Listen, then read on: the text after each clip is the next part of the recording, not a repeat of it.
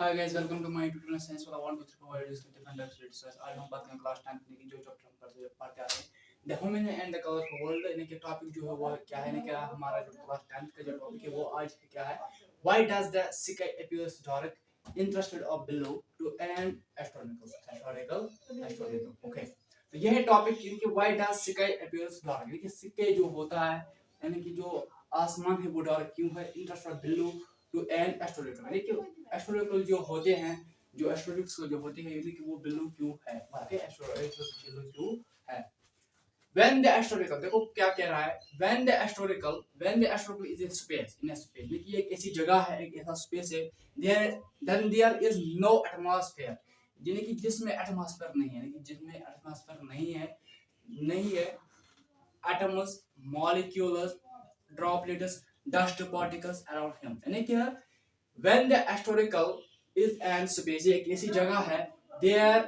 is no atmosphere, यानी कि जिसमें एटमॉस्फेयर नहीं है, यानी कि नो, ना तो उसमें एटम है, ना तो मॉलिक्यूल है, ना तो ड्रॉपलेट्स है, ना तो डस्ट पार्टिकल्स अराउंड है, यानी कि इसके आसपास ऐसे कुछ भी नहीं है, ना तो एटमॉस्फेयर है, ना तो एटम है, ना तो मॉलिक्यूल है, ना तो वाटर ड्रॉपलेट्स है, और डस्ट पार्टिकल भी नहीं है इसके आसपास। Okay, therefore sunlight does not, यानी कि sunlight does not scattering, यानी कि sunlight जो होती है ये scattering नहीं कर रही, hence sky appearance dark, इसीलिए sky जो होता है, जो आसमान है वो डार्क होता है। ओके, वो डार्क होता है। फिर से मैं कहूंगा, when astronomical is a space, एक ऐसी जगह है, there then there is no atmosphere, जिसमें एटमॉस्फेयर नहीं है, ना तो एटम है, ना तो मॉलिक्यूल है, ना तो ड्रॉपलेट्स है, ना तो डस्ट पार्टिकल्स अराउंड हिम, इसके आसपास। Okay, therefore sunlight does not scatter, sunlight scatter नहीं कर रही है, क्यों, hence sky appears dark, इसीलिए sky जो होता है वो डार्क होता है। ओके, उसके बाद जो है scattering, यानी कि व्हाट इज scattering, तो ये एक आज लास्ट टॉपिक है हमारे इस चैप्टर का, यानी कि हमारा इस चैप्टर का लास्ट टॉपिक है the human and the colourful world का लास्ट टॉपिक बचा है, वो बचा है scattering ऑफ लाइट। तो टंडल इफेक्ट हमने पढ़ा है, ये एक ऐसा फिनोमेना है, टंडल इफेक्ट का एक फिनोमेना है जिसे आप टंडल इफेक्ट कहते हैं, scattering का एक टंडल इफेक्ट फिनोमेना है। ओके,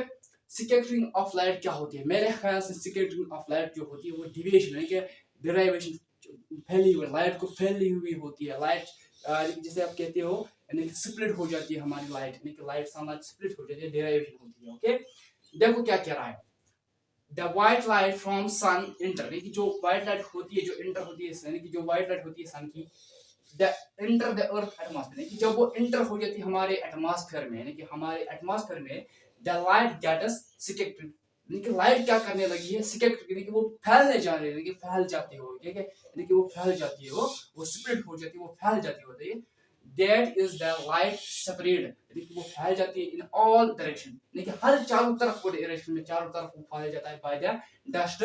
पार्टिकल, किसकी वजह से, डस्ट पार्टिकल वजह से, फ्री वाटर मॉलिक्यूल्स, यानी कि किसके वजह से, यानी कि डस्ट पार्टिकल से, फ्री मॉलिक्यूल, वाटर मॉलिक्यूल से, और उसके साथ मॉलिक्यूल ऑफ गैसेस प्रेजेंट, इसके पास पास जो इसके मॉलिक्यूल ऑफ गैसेस प्रेजेंट वहां पे होते हैं इन एटमॉस्फेयर, किधर होते हैं, एटमॉस्फेयर में जो ये प्रेजेंट होते हैं, ये सब किसमें होते हैं, ये एटमॉस्फेयर में प्रेजेंट होते हैं, जैसे कि particles, dust particles, free water molecule, molecule of gas present होते हैं हमारे एटमॉस्फेयर में, this is called scattering of white light, उसे हम स्कैटरिंग ऑफ वाइट लाइट कहते हैं। तो स्कैटरिंग ऑफ वाइट लाइट उसे हम कहते हैं। मैंने पहले से आपको कहा, जब आप सुबह उठते हो तो खिड़की को खुला देते हो, फिर वहां से सन आ जाता है, जैसे कि वहां पे वो, यानी कि डस्ट पार्टिकल्स, बाकी जो पार्टिकल्स वहां पे होते हैं वो ऊपर आ जाते हैं, यानी कि वो फैल जाते हैं। ओके, इसे हम कहते हैं स्कैटरिंग ऑफ वाइट लाइट। फिर से मैं समझाऊंगा स्कैटरिंग ऑफ वाइट लाइट क्या होती है। The white light from sun enter the earth atmosphere, यानी कि जब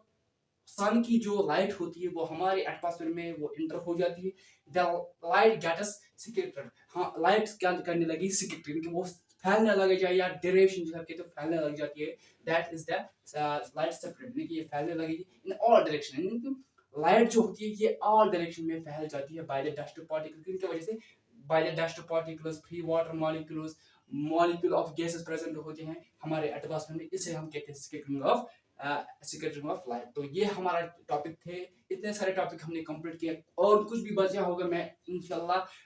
यानी कि एनसीईआरटी को नजर दूंगा, फिर से दूंगा, अगर कोई भी रहा होगा तो उसके लिए आपको मैं वीडियो लाऊंगा। अगर मेरे हिसाब से ये चैप्टर कंप्लीट, यानी कि चैप्टर जो है, यानी कि ये जो चैप्टर है, ये जो चैप्टर है कंप्लीट है, यानी कि ये जो चैप्टर है कंप्लीटेड, यानी कि ये चैप्टर हमने कंप्लीट किया। क्या किया? The human and colourful world हमने पूरे तरीके से कंप्लीट किया है। अगर कोई टॉपिक होगा तो मैं इंशाल्लाह आपको लाऊंगा। तो अब हम मिलेंगे इंशाल्लाह नेक्स्ट लेक्चर में, नेक्स्ट वीडियो में, नेक्स्ट चैप्टर में, जिसका हम नाम है इंतजार था, नाम भी था इलेक्ट्रिसिटी, और इंतजार था इलेक्ट्रिसिटी का। ये इलेक्ट्रिसिटी कहाँ से कहाँ आई, किसने दी, क्या हुआ, ये हम इंशाल्लाह नेक्स्ट वीडियो या नेक्स्ट टॉपिक में बात करेंगे। तब तक दीजिए इजाजत, और मेरे चैनल को सब्सक्राइब कीजिए, लाइक कीजिए, शेयर कीजिए। Thank you.